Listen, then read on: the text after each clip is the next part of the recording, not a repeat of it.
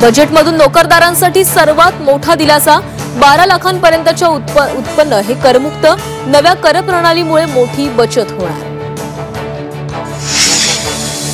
कॅन्सरसह 36 प्रकारची औषधं स्वस्त होणार। मोबाईल फोन, स्वदेशी कपडे, एलसीडी एलईडी टीव्ही स्वस्त होणार, तर मोठ्या आकाराचे टीव्ही आणि घर महागणार।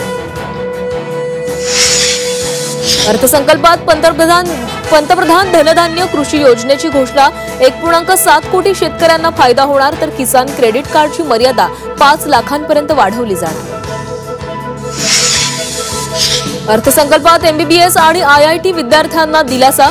पुढील वर्षापासून मेडिकल कॉलेजमध्ये 75 जागा वाढवल्या जाणार।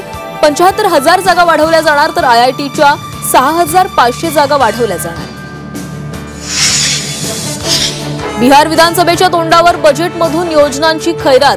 पाटणा विमानतळासह आयआयटीचा विस्तार होणार, तर मखाना बोर्डाची स्थापना करण्याचीही घोषणा।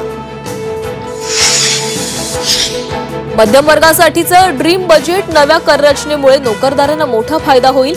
मुख्यमंत्री देवेंद्र फडणवीसांकडून बजेटचे कौतुक।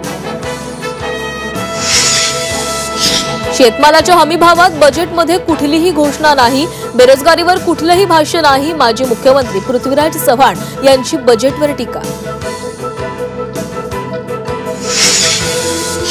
सर्व भारतीयांचं स्वप्न पूर्ण करणारं बजेट। पंतप्रधान मोदींकडून कौतुक। बजेटमध्ये वर्तमानासह भविष्याची झलक असल्याचाही दावा।